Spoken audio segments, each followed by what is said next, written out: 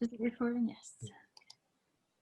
Welcome to the 20th celebration of the Vassar Haiti Project's Life on Earth. I'm so happy to be here and to be with all of you. And we are Andrew and I are going to look back for a little bit on all we've done over the last 20 years and really say thank you to you and to all who have helped make this project the way it is. Take it away, Andrew. All right, so we started this, this is our 20th year, and we started 20 years ago with the idea of how do you teach people to care for the world?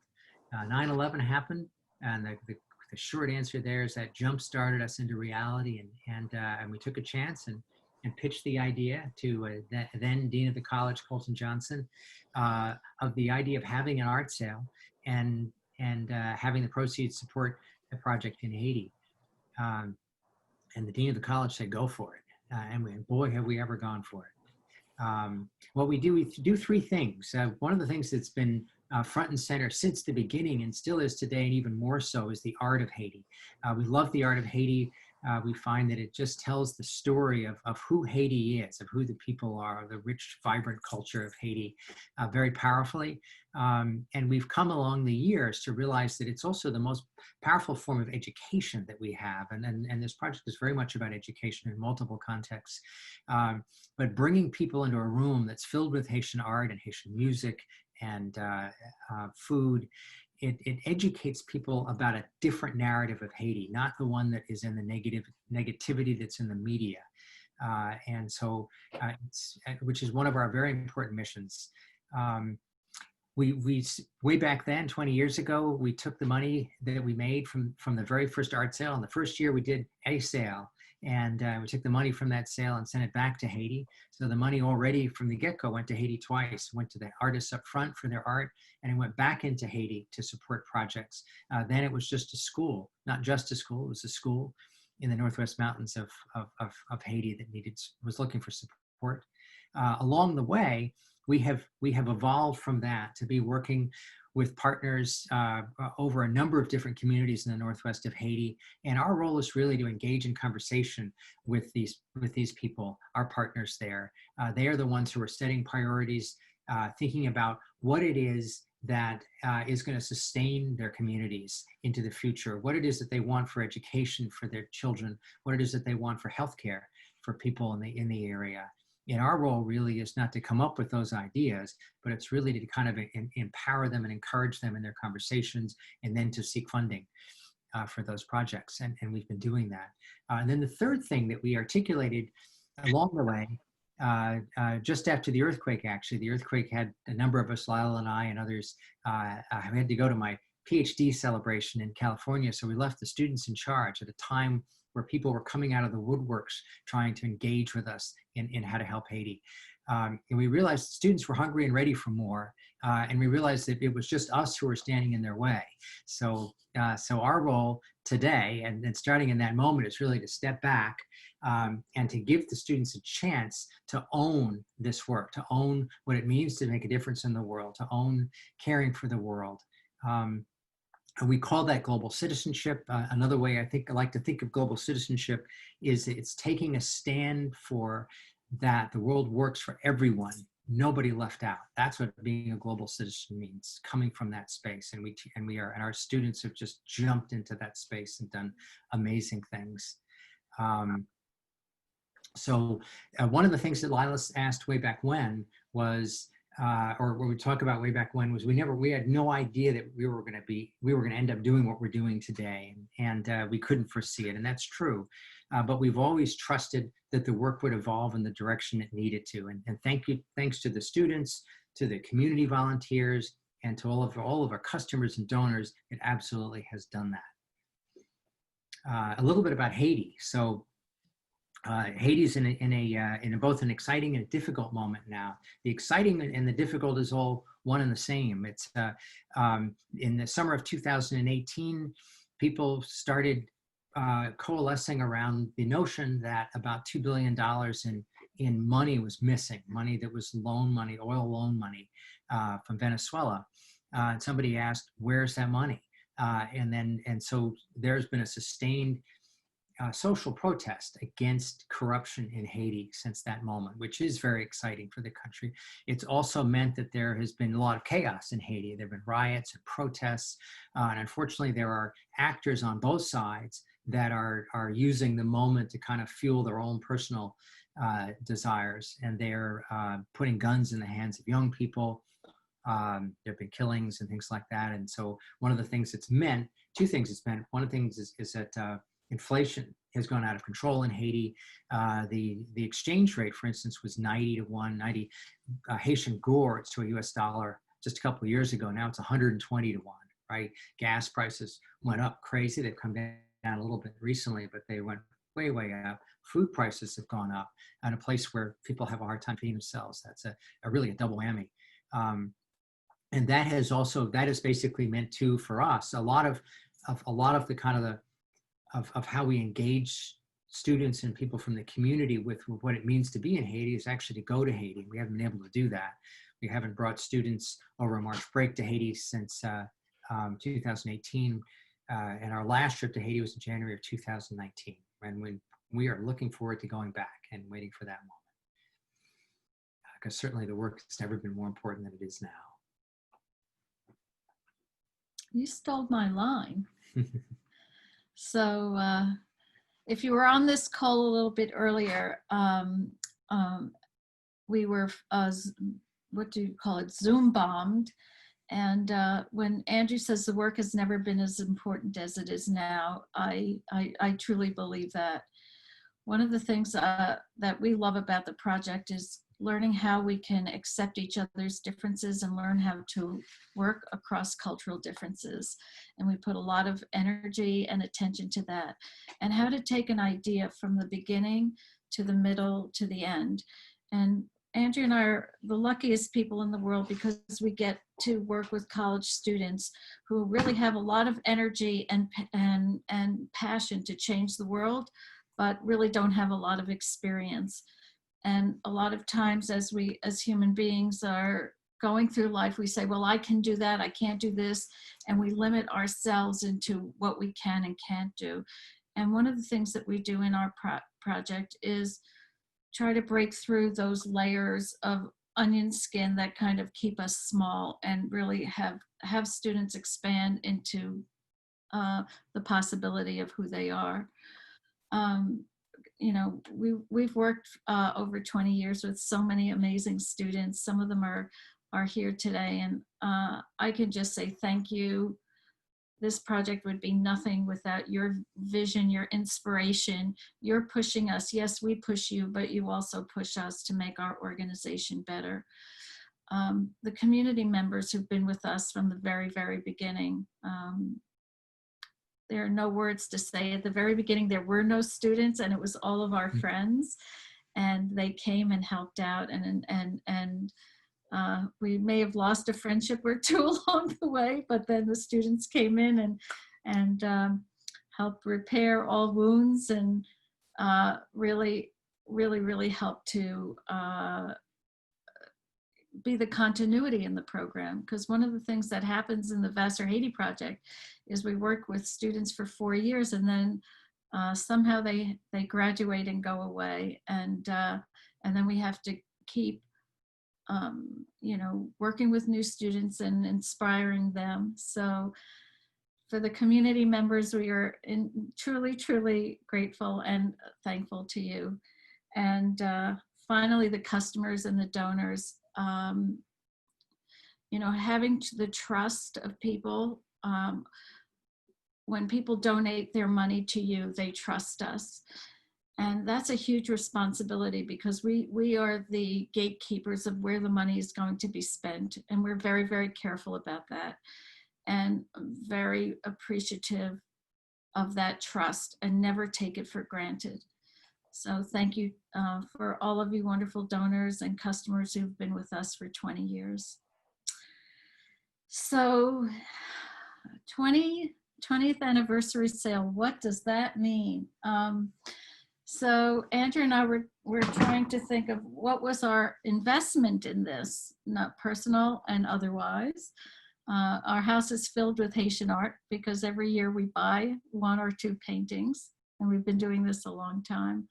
But I was thinking, what do you think, Andrew? How many hours do you think we've spent doing this? So like over 20 years, all the students and community members, it's probably definitely hundreds, maybe even thousands of hours. No, no, no, no, no.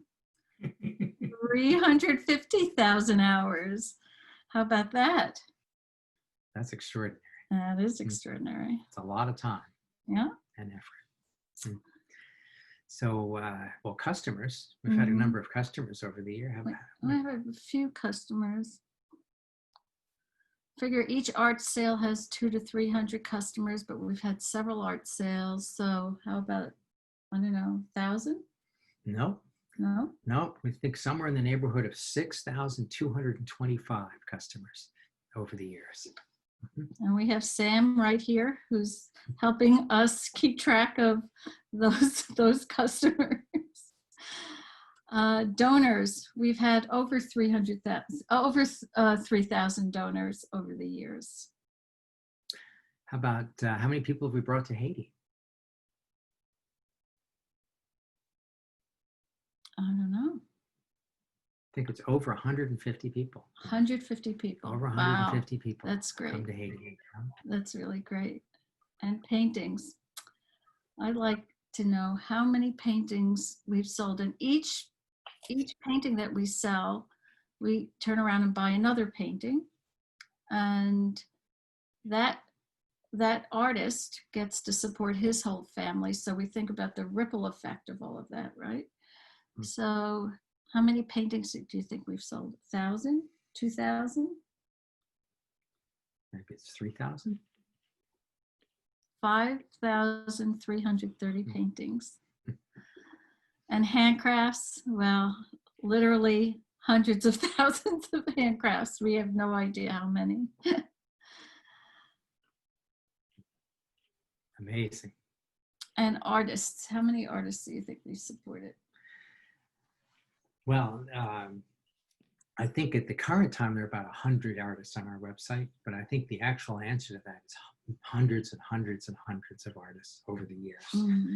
Because it's not just the artists in the galleries, it's the artists on the in the various different street markets, but then also all of the artisans, the people who make those incredible iron sculptures, the people who make the paper mache, all those wooden things, all of those little things. Those are all individual people who have families, right? Yeah. And thanks to the students, we've had many grants applied for, and we've actually attained 12 grants. And our total is, what do you think? I have the slightest idea. $353,000. And that our most recent grant that we've just gotten from the Rotary clubs in our area, I think it's 14 clubs, especially the Poughkeepsie Arlington Club was our sponsor. We've just received a $125,000 grant to update our clinic in Haiti, bringing in medical equipment, refrigeration, and electricity. And we've also brought water, purified water. We've planted over 36,000 plants and trees. So I think we're doing a pretty good job. I think we being, again, hundreds and hundreds of students, community members, thousands of customers, thousands of partners, and our people in Haiti, whose lives we're connected to. We're all doing great work. So thank you. Thank you for being a part of that. We're humbled and appreciative, and we have a lot of work to do. So please go to our website, bid on a painting, buy a painting, and thanks for being here with us today.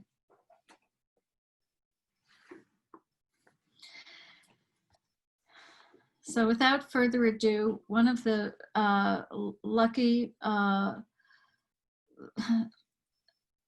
one of the other privileges that our organization has is that we get to work with Vassar College faculty.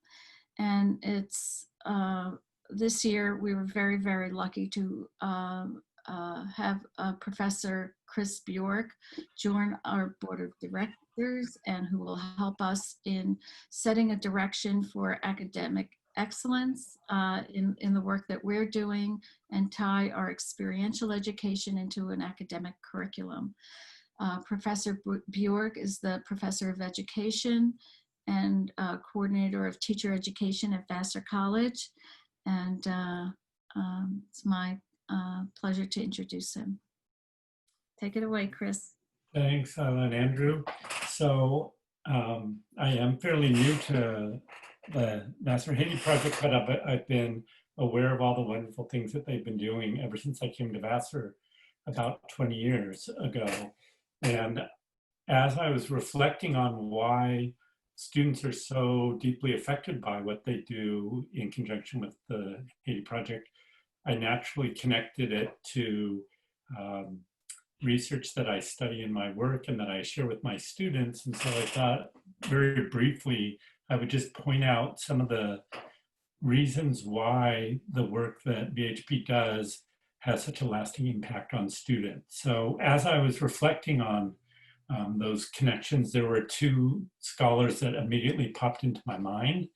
And I noticed that Sonia is here, so she'll be familiar with this. She took classes with me before, and Jinping has been reading this work very recently. So Sonia and Jinping, feel free to jump in. But the people that I think help us to understand why Vassar Haiti Project is so well suited to our students are John Dewey and Paolo Frierry.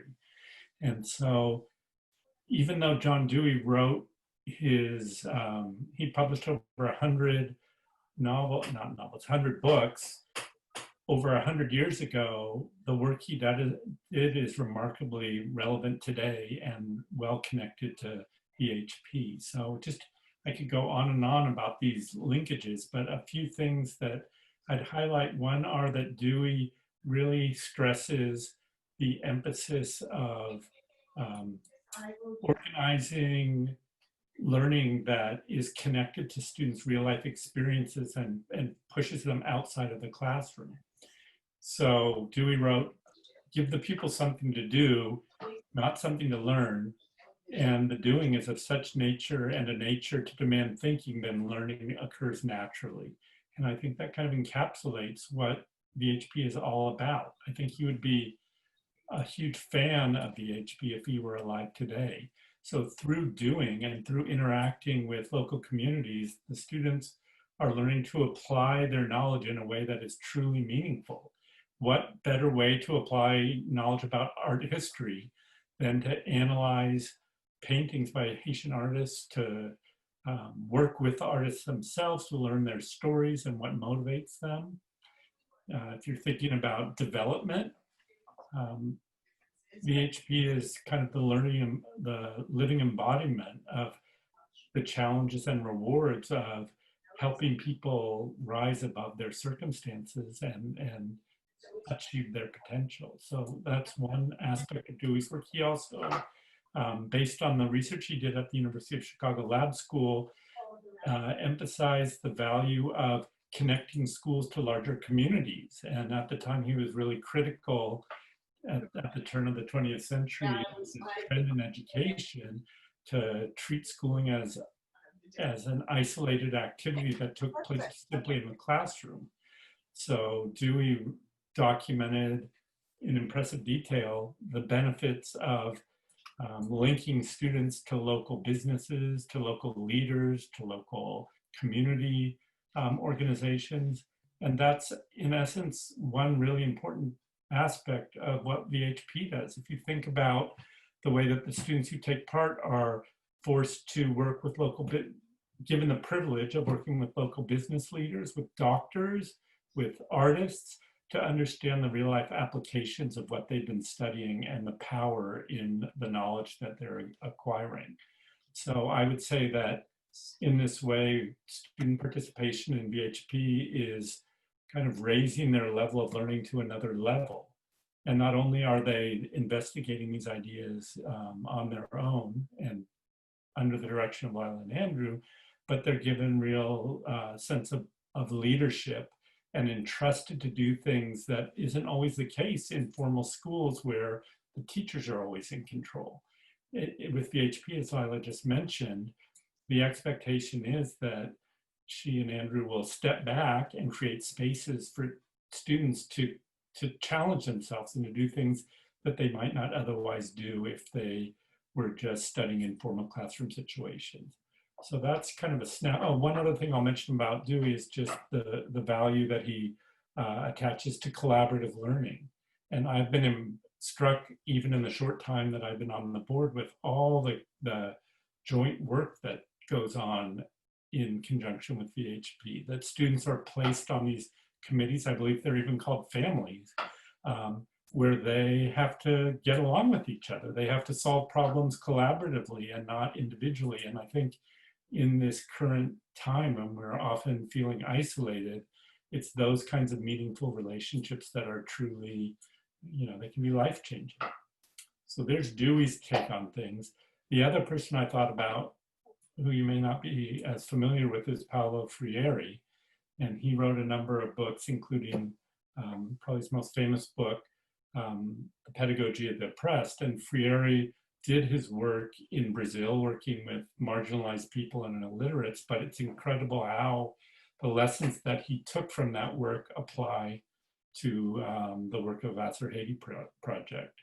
So Frierry says that what happens when students learn simply to pass a test or to get a grade is something known as surrogate learning, where the information isn't really internalized, it's just it passes through quickly in and out. And it reminded me, I was talking to my son the other day, who just graduated from college, and he said really honestly that he thought his K-12 education kind of killed his creativity. And I would argue that that's so common in public schools today, as this emphasis on testing has kind of sapped the creativity from teachers and learners. And I would argue that the Vassar Haiti Project is kind of an antidote to that. So Frierry argues that schools should encourage, and I'm quoting him here, the action and reflection of men upon their world in order to transform it. He goes on to state that men develop their power to perceive critically the world, the way that they exist in the world. And as they do so, they come to see the world not as a static reality, but as a reality in process, in transformation. And I think that describes to a T what Vassar Haiti Project is all about. As students take part in the program, they're challenged to think deeply about ideas that they've been discussing in their classes and to apply them. And not only that, to think about how the knowledge they acquire can help them transform the world and uplift people. And in this way, VHP is transformative both for the students here on campus and for the people in Haiti that they're working with. And the alumni that I've talked to have made it very clear to me that the information and insights they gain through their work through VHP stick with them long after they graduate. In other words, it's not surrogate learning, it's really meaningful, challenging, thoughtful work. And so to encapsulate all of this, I would say that for these reasons that I've talked about, VHP really encourages deeper learning. It encourages students to think not only about learning as something that takes place in the classroom, and it's not limited to formal curriculum, but through experiences they have that are meaningful to them and to the others, and to others, to other communities, and to see themselves in the context of much larger issues related to art, to development, to empowerment, and to transformation. And I would say that when VHP students graduate from Vassar, what's going to stick out to them is not information they learned in their classrooms. It's not going to be facts that they memorized for tests or or things that they put on their CVs. It's going to be the work that they did that changed them as people and really shook them to their core. And I would say that because of that, and through their work with VHP, they develop into more thoughtful, independent, and grounded human beings. And I think that that's critical, that it's learning that occurs beyond the classroom, but is connected to the classroom and is all focused on developing human beings, not just people who are going to carry out jobs. So I value the work that you do. I know your students do.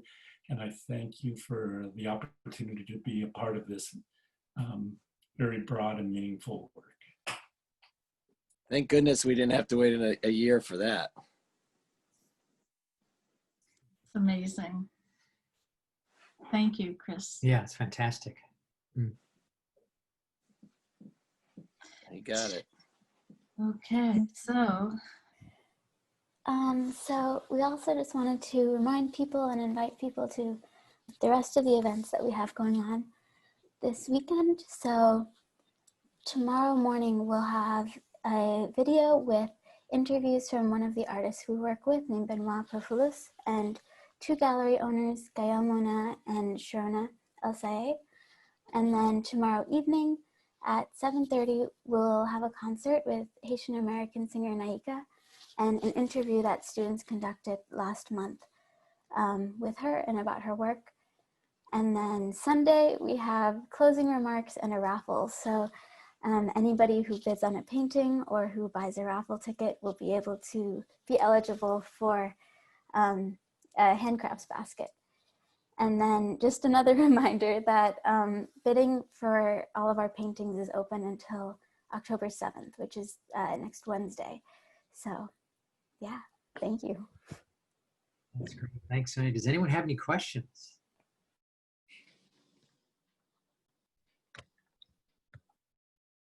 About the weekend, about what Chris Bjork shared with us, or about anything else? I don't have any questions, but I thought it was a great evening. I thought you guys did a great job, and Chris, you were terrific, and it totally makes sense that when the students are actively engaged in doing it, they're going to get a lot more out of it than they are from just learning from a text. Hear, hear. Absolutely. One thing I would add that I think a testament to the value and importance of what you're doing is that students aren't doing this for credit. They're not doing it to, earn units. They're doing it because it's so rewarding, and you motivate them to, venture out of their comfort zone and try new things. There is one other reason I think they do it.